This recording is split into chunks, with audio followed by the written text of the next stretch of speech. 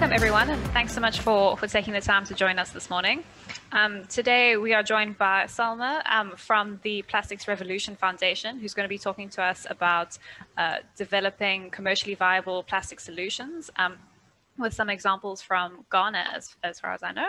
As Tara mentioned in the introduction, I'm going to talk about our foundation and the first project that we have, which is Evolvis, around investigating the feasibility of a chemical recycling facility in Ghana, and more broadly, how to create commercially viable solutions to plastic waste in a middle-income country, which is the case for this, but I think a lot of the insights are applicable to many other locations as well. Just sort of a very brief introduction in terms of, plastic pollution is such a huge problem today, but it really arises from the fact that plastics is an amazing material.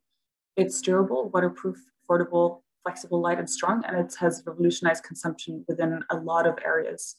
Most recently exemplified through the COVID pandemic, where you can see the use of masks, the use of various types of PPEs, protective equipment, and also really packaging all types of food to make sure that people sort of don't touch each other's items, means that plastic waste has also gone up. But this really originates from the properties that plastics has.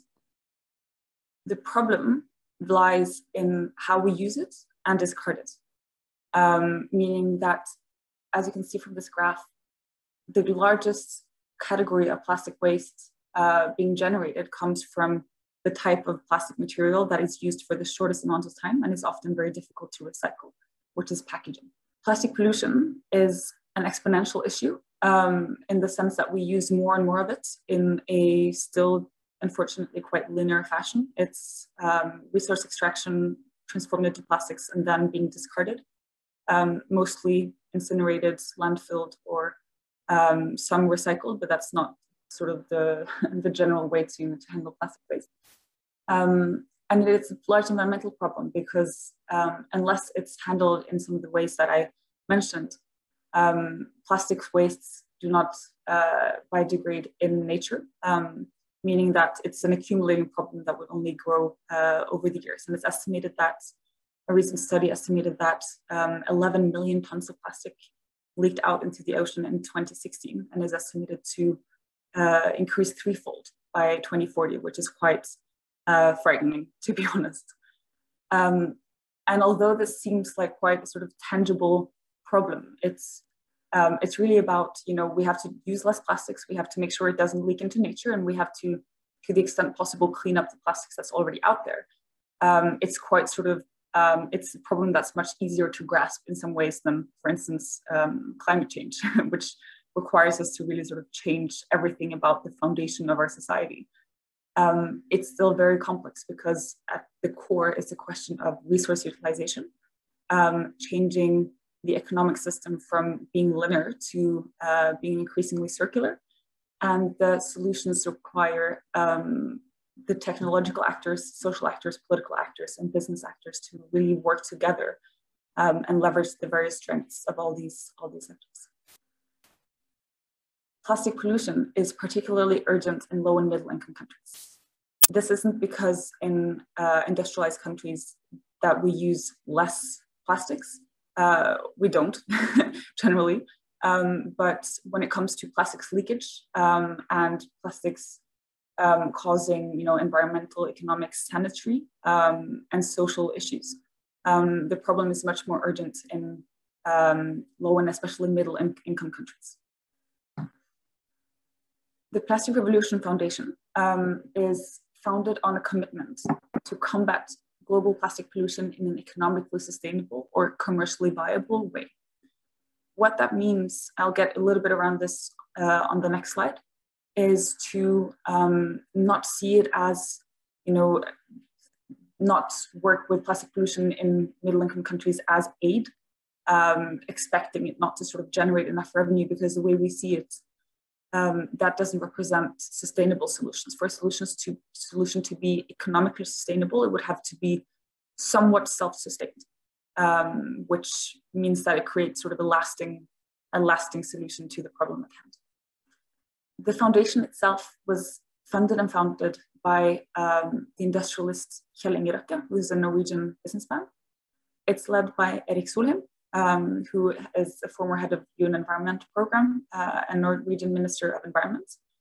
And our initial project, as I mentioned on the first slide, is to investigate the potential of building a pyrolysis, I'll get back to what that is, plant in Accra, capable of converting plastic waste to fuel or feedstock for new plastic. When you do a project such as this, it's really important to understand waste management. If you look at the pictures here, you can see that, you know, a large part of this, when you work in a setting such as Accra, evolves around the problem that waste isn't only not being handled correctly, but it's not being collected in the first place. This is because coverage is inadequate. Citizens pay directly to service providers, meaning that a lot of sort of interrelated issues when it comes to purchasing power, poverty, and so forth also affects the level of pollution.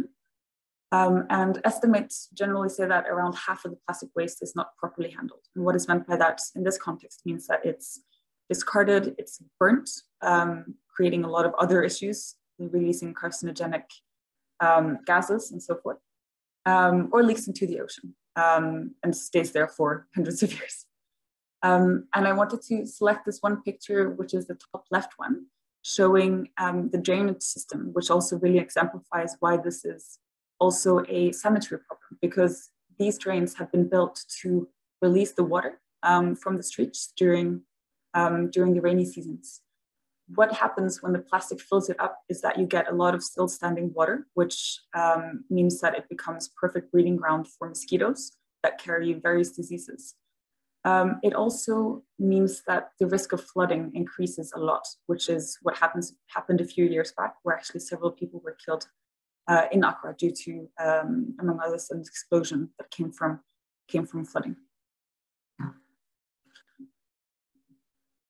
As I mentioned briefly, our objective is to combat plastic pollution in an economically sustainable manner. What that means, the way we see it, is that it should be more or less self-sustained, naturally not expecting the same sort of return on investment as you would in industrialized countries necessarily, because we know that there are certain factors that makes it more difficult to reach that return on investment, but nonetheless, on a sort of cash flow basis, at least it should be self-sustained. It doesn't require major public infrastructure improvements. And this one is quite crucial, because this isn't to say that systemic approaches to tackling plastic pollution and waste management shouldn't be investigated. But as a small foundation, this is really sort of something that we see as a benefit in the way that we work, trying to leverage existing structures, working around sort of the existing institutions, so to speak, also around how waste is managed. It's really important, the way we see it, to develop scalable and replicable solutions that are large scale, because it's such a massive problem. And our hope really has been to see this as, you know, the first case of a solution that could be brought to various other locations and thus sort of have a multiplier effect in the way it's being implemented. When it comes to developing various solutions to plastic waste, and I just want to spend sort of 2 minutes talking about this, because it's quite important. A lot of people are quite critical to the type of solution that we have been looking at, especially when it comes to recycling plastics towards fuel. And I'll get more into this later, but the way we see it, potential solutions are complementary to one another. So we don't see this type of solution as being a substitute to mechanical recycling, for instance. We think when it comes to, you know, looking at the waste management hierarchy, which is the triangle that you can see on the screen, you know, you need to develop solutions within all these spheres, even if it means, especially in a transition period, to look at energy recovery. If it's in a setting such as Accra, means that you can develop better collection infrastructure to avoid the sort of massive plastics leaking out. Again, this is a way to sort of, as we see it, being pragmatic and trying to develop and improve solutions over time as well.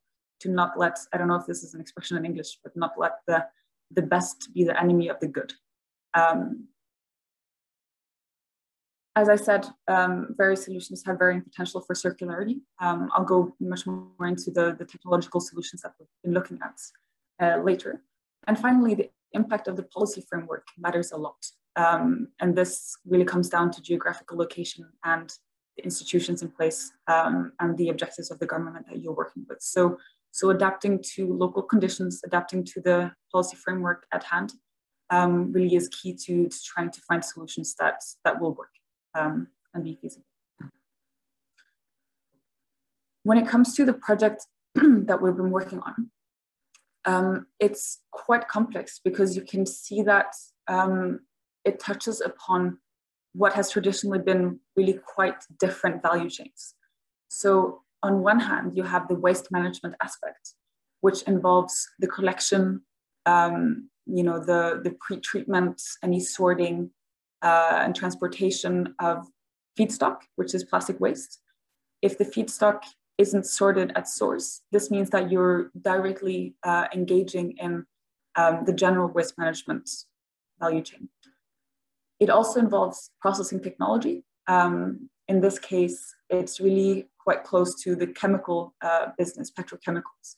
And this involves basically understanding large-scale industrial processes and trying to make this industry, which hasn't traditionally been much involved with waste management, still sort of function in some sort of synergy. And finally, you have the commercialization bit, and this comes down to the self-financing objective that we have, that you should produce a sellable product and gain the revenues from sales, which ideally should cover the costs encountered earlier on in the value chain. If we start at the beginning, Accra has a quite complex waste management value chain. Here, you don't need to sort of read and look at everything, but the point of this really is that there are various sources of plastic waste. There are various types of collectors. So what you see here, and this is the case in many middle-income countries and low-income countries, you'll have a mix of formal and informal waste management infrastructure.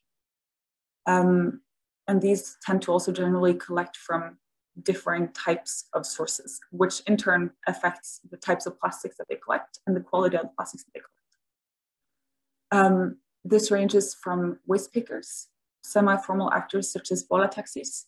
This is the name for tricycles, basically, that do waste collection, so sort of smaller vehicles, and formal waste management trucks. What happens here is that locally there are various steps of collection, transportation, and reception and aggregation. Here exemplified by the fact that you sort of have, initial collection transported to a place, received, and then goes further. But often you'll have sort of many steps where you'll have transporters, and then it's being brought to a location where someone has the capacity to either, invest in a space where they can accumulate the plastics or some sorting facilities, and then it's being brought onwards. So it's really, comparing to a setting such as Norway, where it tends to be, relatively consolidated. It's much more diverse. It is quite organized, although it seems chaotic at the beginning, but it's highly coordinated across the various layers involved. Although what we find is that no single actor, especially further down in the chain, will tend to sort of have a complete overview of all the other steps that plastics they collect is involved in.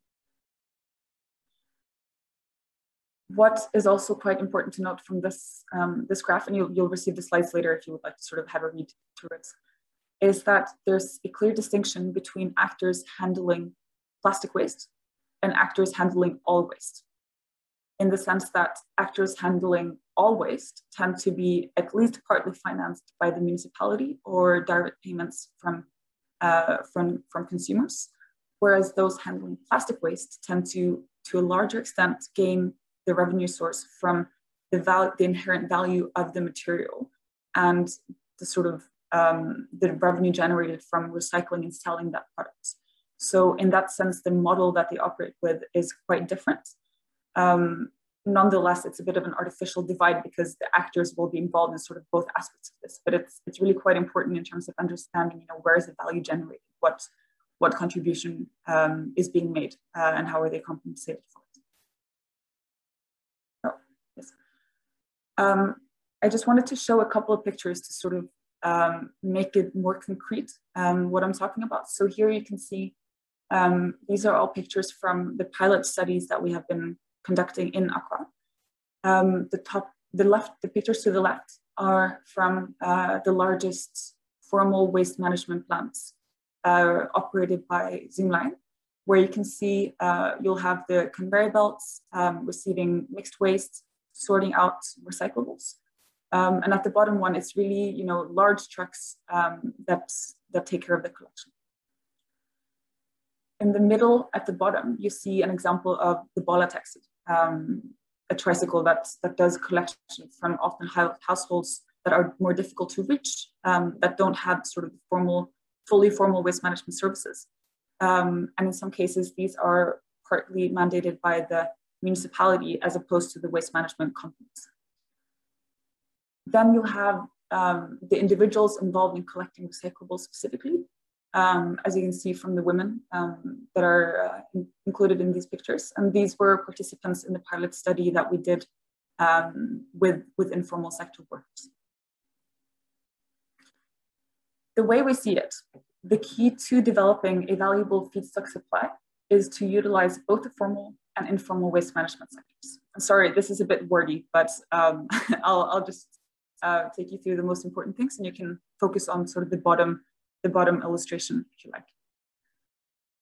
Sorting out plastics from central waste management plants, given that exists, it's not the case everywhere, but it is the case in Accra, will secure a large and predictable volume of plastic waste on one hand, which is important from sort of commercial perspective. And from an impact perspective, it means that you divert plastics from heading towards landfills that tend to be really above capacity already.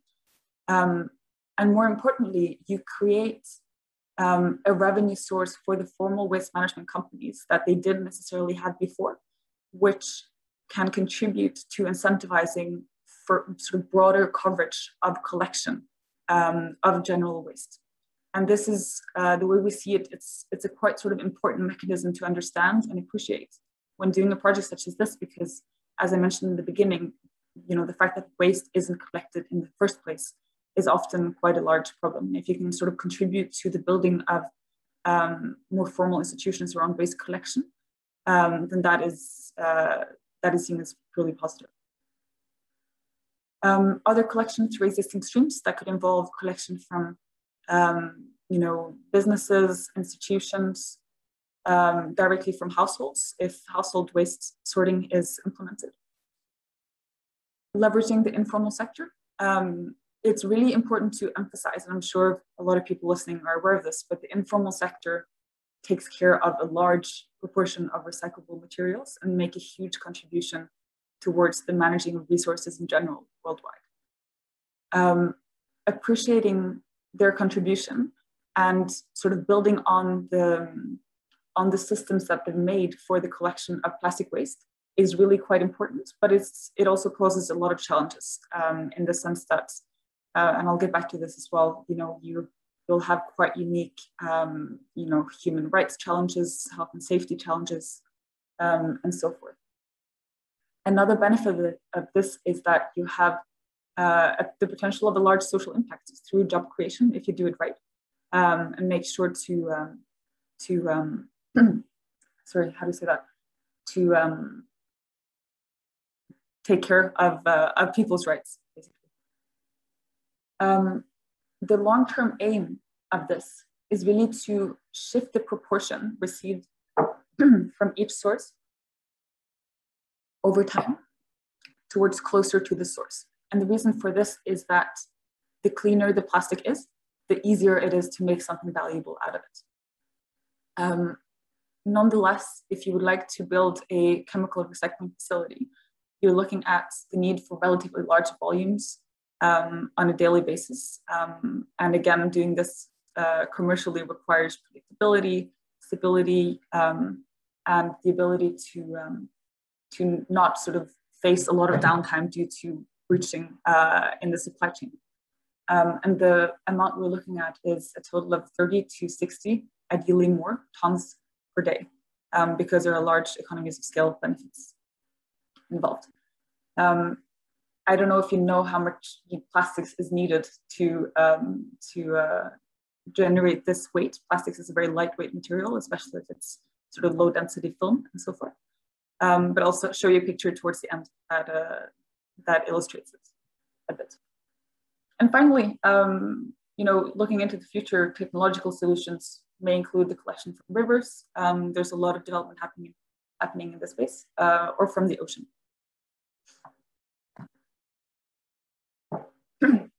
Sorry. This approach to feedstock collection has been tested and confirmed through 2 targeted pilot studies. One of them being done at the 2 existing waste management plants being run. And one of them was implemented in collaboration with the Accra Metropolitan Assembly, so the Mayor's Office in the Waste Management Department, which worked to work with the informal sector. Here, these 2 pilots involved confirming the quantity that we believed could be collected, learning about the quality that we could collect. There are certain quality requirements in terms of what plastics is acceptable. And of course, understanding the costs. In addition, a mapping of EHS and human rights, environment, health and safety, HTSS, was conducted during the collection point pilot with the informal sector.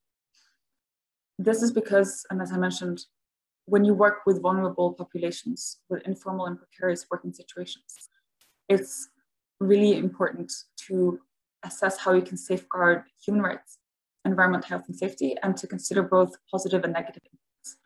And just to exemplify, some of the key sort of areas that we investigated during this risk assessment involved EHS risks. Here you can see that there's a large physical strain involved in collecting plastics from the streets naturally.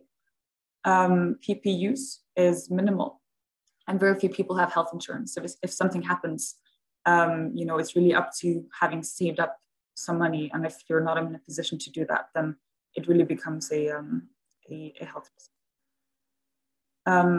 In terms of mitigating actions, providing personal protective equipment, and ideally also providing health insurance, which is quite affordable, would be sort of tangible ways to tackle those issues. We also looked at labor rights and child labor risks, which is most definitely a risk, because among others, we observed children working in other recycling value chains, and we saw sort of the willingness by children to also deliver plastics at the collection points we had set up. And here, this is, there's no sort of one size fits all, easy to solve, but implementing sound audit routines, setting clear expectations, communicating it clearly through the charter of the project is key to risk reduction. And finally, we conducted quite extensive wage analysis, because when you work with informal workers and pay them on a weight basis, which we did, so if you come and deliver and you've collected a large bag of plastics, then we weigh it and we pay per kilo. But we need to understand, how long did it take to collect that plastics, and what does that involve in terms of the hourly salary, and how does that compare to the minimum wage? So what we saw was that participants very rarely collected at a rate that didn't allow earning the minimum wage. Nonetheless, we need to sort of better understand how waste collection is an additional income stream. If there is cases where people collect too slowly because of disabilities, difficulties finding plastics and so forth, then this has to be mitigated in another way. Moving on, if you sort of re-envision these bubbles that I showed to the processing technology aspects of this project. chemical recycling, which is the solution we've been looking at, represents a brand new approach to recycling. What most people think of when we say recycling is mechanical recycling. And what that involves is that you take plastics of the same type and you melt it through a more complex process that I'm describing here, but you basically melt it and then use it to produce new plastic items with the same type of plastic. So you don't change the chemical structure of the plastic as such. In that sense, chemical recycling is different. Plastics is essentially chains of molecules linked together. Sorry.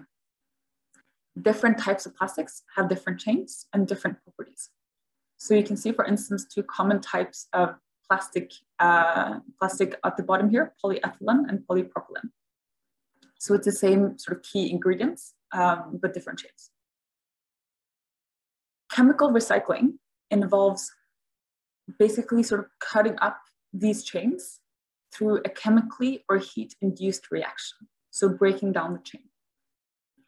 What you get from this is monomers or shorter polymers. So basically at the molecule level, the building blocks. So single building blocks or shorter building blocks,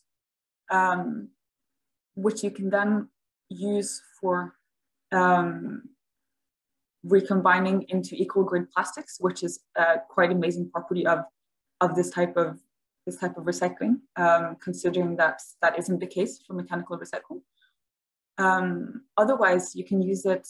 So plastics is basically oil, and what this process does, in the case of pyrolysis, which is heat-induced chemical recycling, is to bring it back to the state of oil, to say it a bit simply. So you can also use it for fuel or burning, which is less circular, but it's also a potential use area. Another benefit of chemical recycling is that it often can handle mixed and somewhat more contaminated plastics than mechanical recycling. In the case of pyrolysis, which is the topic of the next slide, I'll just wait for 1 second to explain what it is. It's a type of recycling that can accept all polyolefins. So polyethylene and polypropylene are most desired, and also some polystyrene can be used. So you can see sort of the 7 key types of plastic on the side here. Most likely, if you have a plastic item near you and you check the bottom, it will have one of these sort of recycling symbols and a number. And the number indicate what type of plastic it is, because as you all sort of know by now, plastic isn't just plastic. It's really a variety of chemical structures. And this is one of the key problems when it comes to finding solutions for recycling, because if you have one plastic item, that isn't just one type of plastic, because the item itself is one type of plastic. The cap is another type of plastic. The cap is another type of plastic. It really makes recycling operations that require monostream, so single type plastics, very difficult.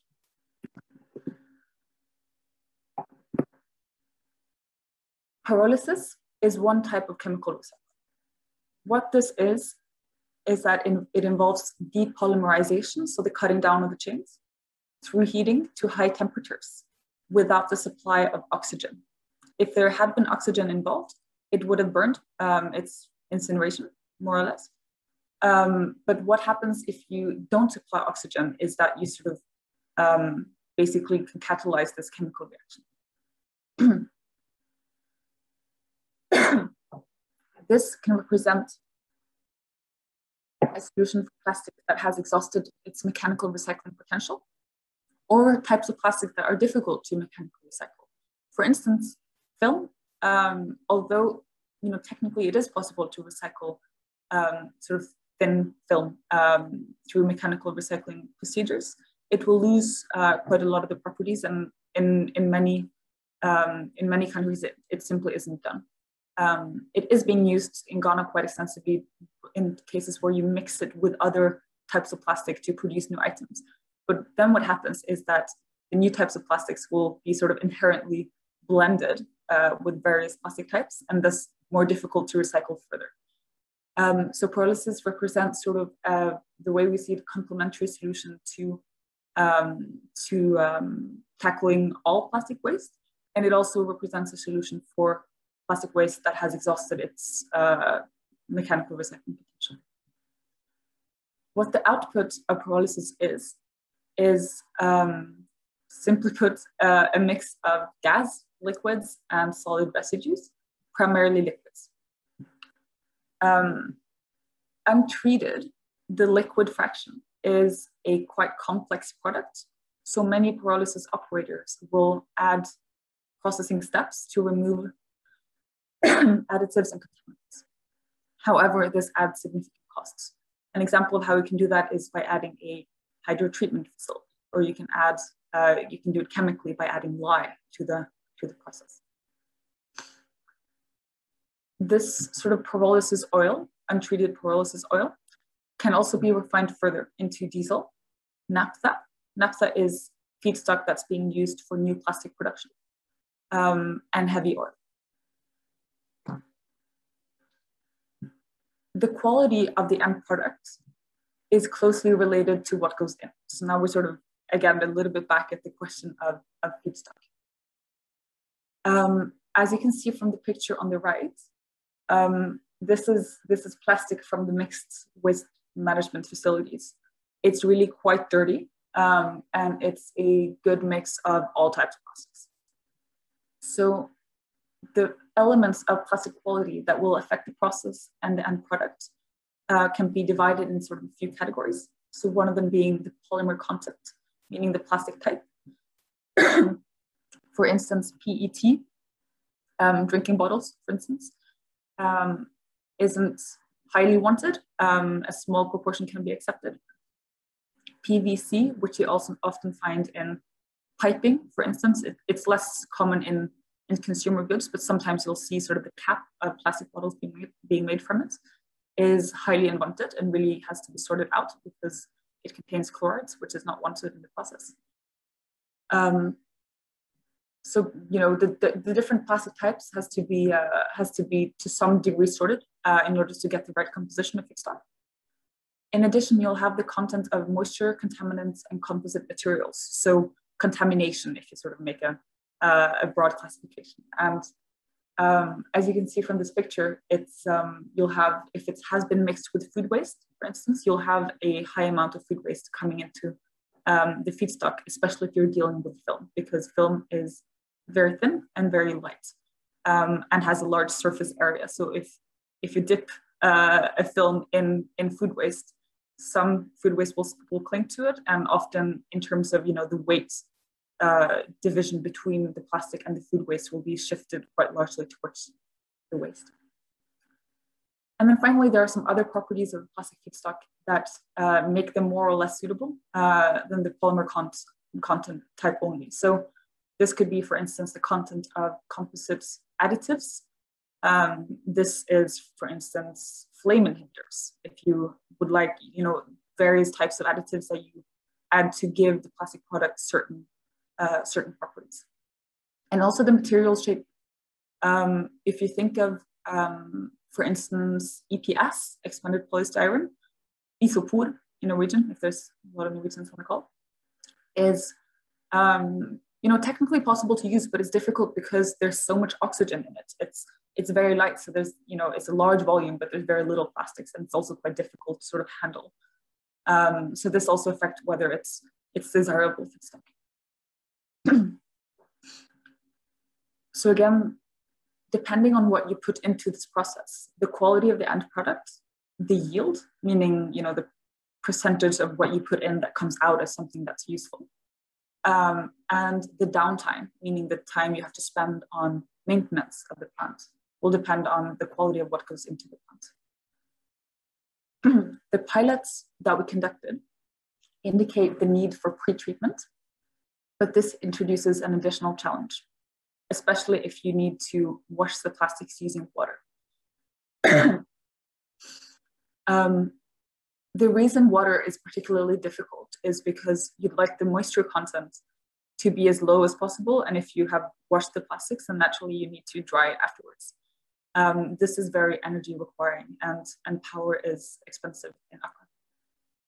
Also, it creates the problem that you need to tackle the water that you have used in an adequate fashion. So you basically need a separate wastewater treatment facility to take care of the wastewater from the process. We have been investigating this quite at depth, and we'll actually also publish a report that I'm happy to share if anyone's interested once it comes out, on how to improve plastics quality in a more affordable fashion. And the solution is likely a combination between supply chain interface requirements, so setting clear expectations at decided interfaces along the value chain, improved sorting procedures, and the introduction of a cleaning process, but ideally dry cleaning, so utilizing different principles than washing with water, such as friction and heat, hot air, which isn't widespread but does exist. Moving to the last part of the project, a project such as this, which is a commercialization and the selling of the product. Offtake considerations, so offtake is just selling, are closely related to the other described factors, plus geographical specificities. As I mentioned, the end market will depend on the product. If you produce diesel, it will be someone else buying it than if you produce naphtha. A challenge in Ghana is that no local off-takers it's supposed to say of, naphtha exist. Because there is no sort of established large petrochemical industry. This is quite sort of heavy industrial processes.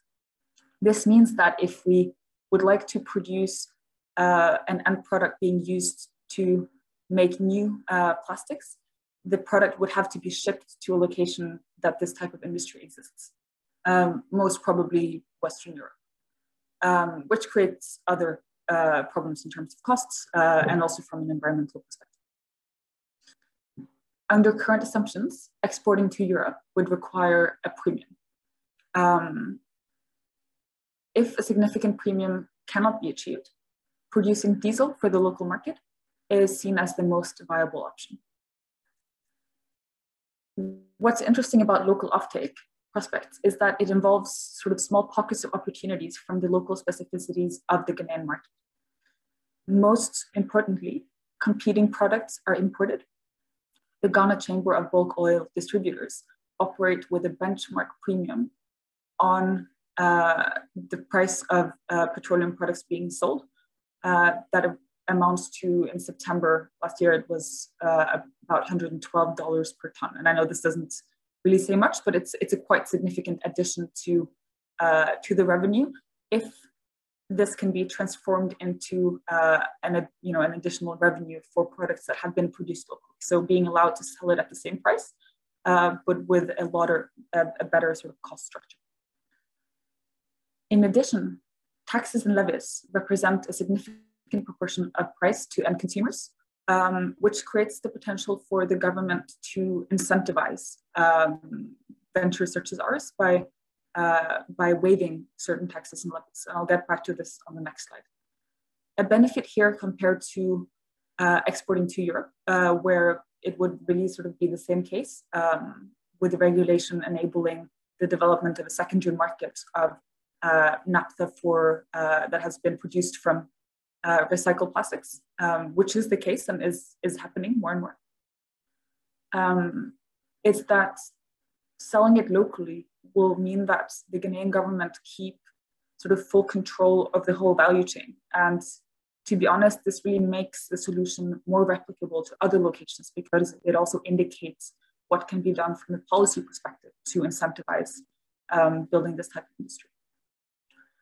And although producing diesel is less circular than producing naphtha for the production of new plastics, the objective in the short term, and again, as I've started out saying in terms of doing this incrementally, is for the time being to demonstrate the economic viability of valorizing plastic waste and encourage economically viable large-scale collection. If that can be proven and done, it means that it sets the stage for improving solutions as we go and building further circularity. But it shows that you can gain the sort of feedstock security and economic viability by doing a solution the way that we've done. Nonetheless, as it is now, it is challenging to reach economic viability. The high costs relating to feedstock costs and processing costs are not covered by revenue prospects from the product value only. That being said, and this is sort of a summary slide, so I won't go into detail about everything it says on it, but the quite important point here is that in waste management, value is not always only created from the value of the material itself. It can also be created from the provision of a service to solve a problem. The latter generally requires policy interventions, which is the case in the EU, for instance. To exemplify this, you can see that if the government chooses to impose a tipping fee, so a fee on landfilling, it means that you can build a business on the basis of charging money for, treating waste, as long as the fee that you charge is lower than the fee being charged for the alternative solution, so the alternative cost. This is something that makes the economic prospects of this type of project much more viable in a setting such as the EU, because the alternative costs are much higher and there are much larger incentive schemes in place for solving the issue of plastic waste. What we see in Ghana is that the combination of having to pay for the plastic waste, the collection and logistics costs, and the need for pretreatment to remove the high levels of organics, chlorides, and sulfur means that feedstock costs are really quite high compared to, for instance, Norway, where they would be close to zero. Processing costs would also be high. A simpler operational setup would enable lower costs, and this could be done in the case where we would produce pyrolysis oil, so not diesel, but a more complex, more difficult product. However, doing that would also lower revenue prospects, and the calculation we've done shows that a simpler product means lower your revenues, which would indicate sort of a net loss. The main benefit of having a simpler operational setup would, however, involve also lower investment costs. And I haven't mentioned this yet, but building a plant such as this with a capacity of 60 tons per day producing diesel would most likely cost around $50 million. So it's a quite significant investment, which is why we spent this much time on sort of gaining certainty around the economic viability of it. When it comes to revenue from sales, I just talked about this, but it's, naphtha and diesel are both oil-related products. So generally, there isn't much prospects on influencing the price of the end product, unless companies themselves have sort of sustainability commitments to utilizing more recycled material in their own processes. But this hasn't really materialized thus far. Other main determinants are geographical location and policy environment specifically. And finally, of course, the processing technology that you utilize will determine sort of what product you produce and what category you're in. To end on a more positive note, there's a lot that can be done in terms of policy interventions, and I mentioned a few at the bottom here. Most prominently, you'll have the implementation of extended producer responsibility schemes, which is widespread in industrialized countries and it's becoming more and more widespread in also middle-income countries. Kenya has implemented one which is coming into force this year. And this basically involves requiring that producers who put plastics on the market pay a certain fee to finance the collection of that plastic waste towards the sort of end of life of those materials. A clear benefit of this is that it lifts the burden somewhat off governments that have very strained budgets, especially in contexts where a large proportion of the economy is informal. And it can sort of fast track some of the waste management solutions that are needed. When it comes to lowering operating costs and processing costs. You have the example of establishing special export zones, industrial policies that target making utilities and land more affordable. And finally, there are some very concrete solutions that can be implemented for individual projects such as ours, either as part of a transitional period in anticipation of sort of more across the board policies like EPR, or as a permanent solution. And this could involve, for instance, saying that you give tax breaks on sale, which would enable a higher revenue, making it much easier to pay for the plastic waste. Or implementing policies for creating the markets for end products, such as recycled content requirements. And this is something that is has been said that will be implemented in the EU going forward. That was all I had about the Plastic Revolution Foundation. If there's 2 minutes towards the end, I also want to actually say just a few words about RevOcean, which is our sister organization that the Plastic Revolution Foundation sort of sprung out of. But I think I'll just take a few minutes to answer some questions, if there are any. Thanks, Selma. It's wonderful to hear about the work being done in Ghana, as well as getting a much better insight into chemical recycling, which I think is often it's not it's not as mainstream as mechanical recycling, for example. No. There are a few questions that have come through.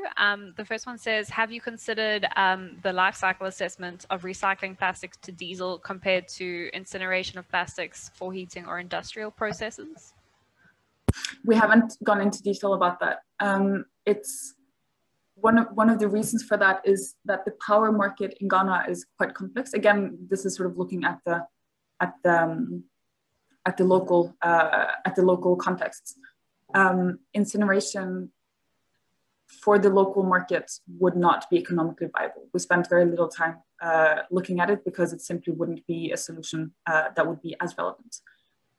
Incineration is, depending on the location. So incineration is used for the production of, what do you call that in English? Basically heating houses in my hometown, in Tromsø, which is a really good way of utilizing the energy content of the wastes because it enables not only the production of electricity, but also utilizing the surplus heat for the heating of water, which can then be brought to the houses. Needless to say, far off heating of houses isn't really needed in Ghana. So I don't know how that would sort of compare in that context. So sorry, I can't answer in terms of life cycle analysis specifically. We haven't done calculations on that. But I know that one of the main companies that we have dialogue with in terms of building the plant and supplying the technology have recently made a quite comprehensive life cycle analysis of how chemical recycling to naphtha compares to mechanical recycling, and it actually performs better, which is quite interesting. So again, it's sort of the way we see it, it's short-term solutions producing diesel, not ideal from a climate change perspective, but this is a solution enables the potential for eventually producing naphtha and new plastics, as opposed to incineration, where you're sort of locked in terms of energy recovery. Thank you, Selma. I think you make some good points that I don't think Ghana will necessarily have the heating requirements that you might have in Norway. Then there's another question that says, thank you for a very interesting talk. What are your thoughts on taxing virgin materials to improve competitiveness of products rather than tax break on sales? All for it, absolutely. The benefit of tax breaks on sale is that it can be done on a case-by-case basis, whereas taxing virgin material is something that has to be done across the board. Ghana is really quite interesting because there is a tax that was implemented in 2013 on the import of unfinished plastics products and the production of local plastic. So it's with the exception of imports on finished plastic products, which it should have been done as well. It is sort of a tax on the production of on the use of virgin materials. One problem with that tax is that the revenues have been directed towards the general state budget instead of to fund solutions for plastic. plastic recycling and others. So it's, I don't think that in itself would necessarily, unless it's a very high tax, would reduce the use of virgin materials enough to sort of and also shift the scales enough towards recycled materials. But if you can find sort of a solution where you tax it and then earmark the funds to go towards the recycling efforts, which extended producer responsibility in its essence is a scheme designed to do, then that makes a very large difference. Thank you, Selma.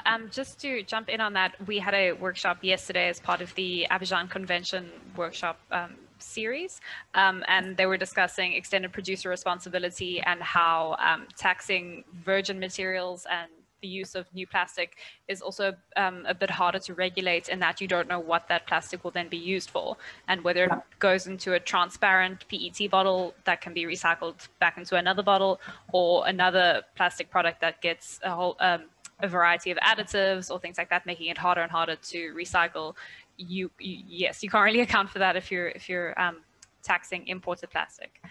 Yeah, and also just a separate note, we wrote a report this winter specifically on extended producer responsibility challenges in middle-income countries and the status of, because there is a current process going in Ghana with regards to implementing EPR.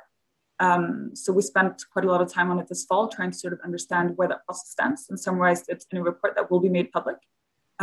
So that also goes sort of much more into detail about some of the challenges of implementation. And frankly, one of the key challenges is capacity and ability to follow up and implement.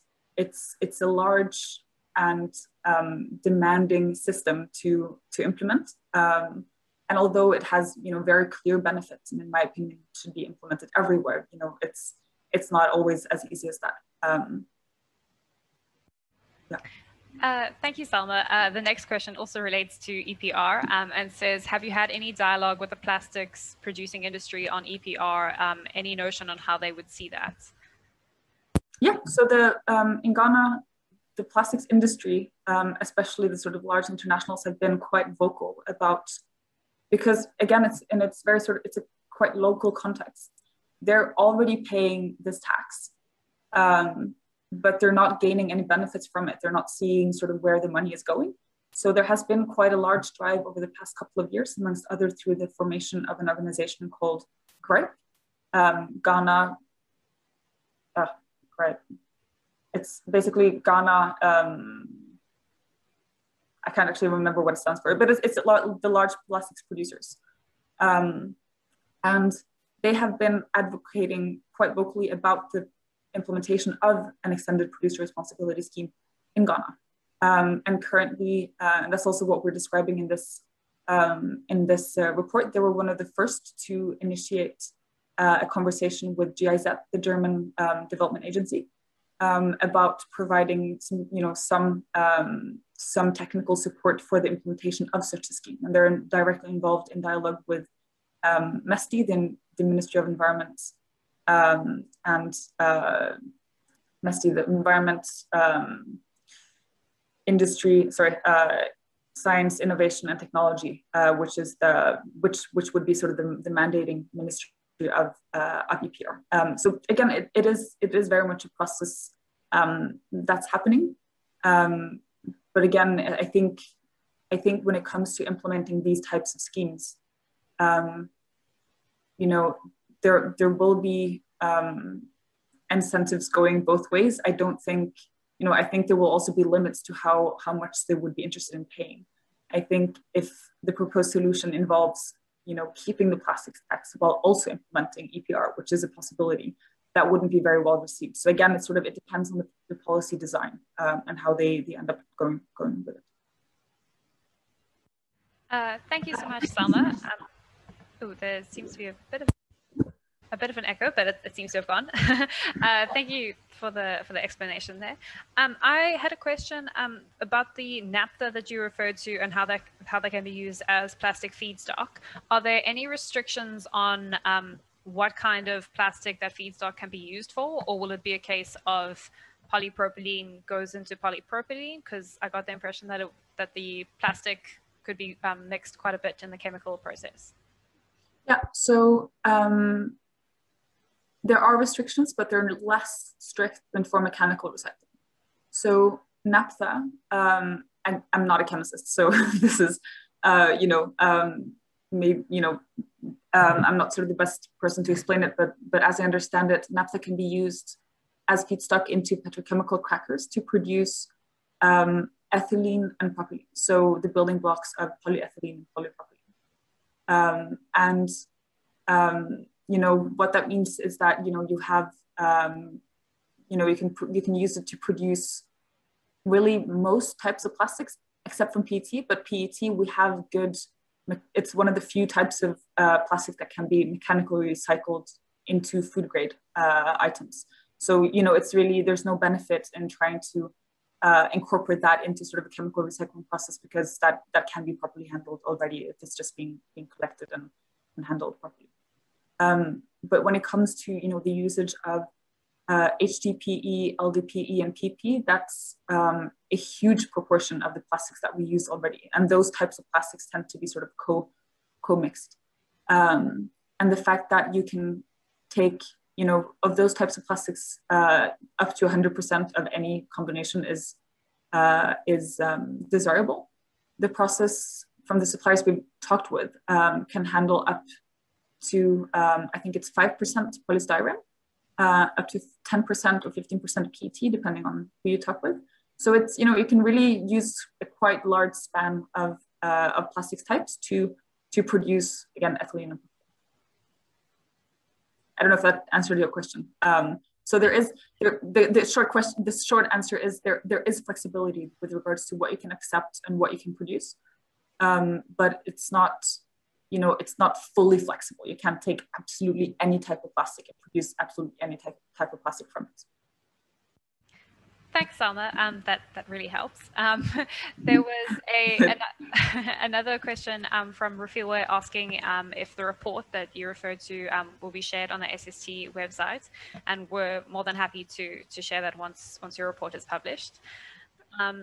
Otherwise, I don't see any other questions in the chat box, but if anyone has any questions at a later stage, you're welcome to email us and we'll pass those along to Selma. Do you want to discuss Rev Oceans a little bit? Yes, then I'll just spend two final minutes on showing a couple of slides of them, because it's really quite interesting. Oh, sorry, I forgot I had this slide. So this, again, going back to how much plastics is needed, what you can see in the sort of bottom picture here is, I think this is between 1 and 2 tons of plastics. So if you imagine needing 60 tons every day, 24/7, it's quite a huge amount of plastics that has to be collected. And I said most of what's on this slide, so that's important. So just to spend one final minute on Rev Ocean's work. So Rev Ocean is another one of the initiatives from the same industrialist, focusing on ocean health, among others, plastic pollution, from sort of a more science-based perspective. And more tangibly, what it is going to be the world's largest research vessel, so a research ship that focuses on specifically plastic pollution, overfishing, and climate change as the 3 key research areas.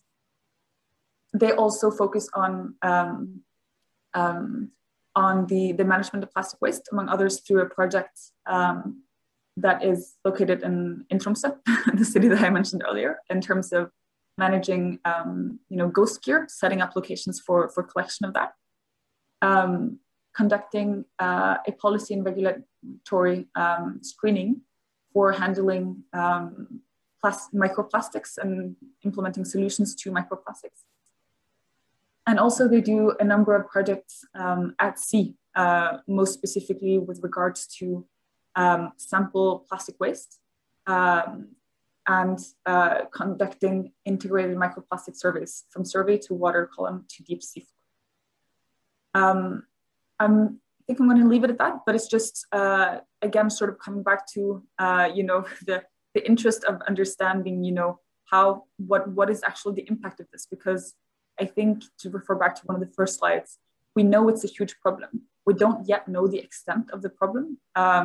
And Rev Ocean is doing a lot of very interesting work to work on also trying to find that out. And we don't know the effect on the full effect on animals, human beings, from consuming as much plastics as we actually do. Nonetheless, I think we know enough to do our best to really try and solve this problem, because I don't think finding out the consequences of consuming, I've heard it's actually about up to a credit card weight of plastics every week, which is obviously how much a lot of people in the world manage to consume from the air, from the water, from eating seafood and so forth.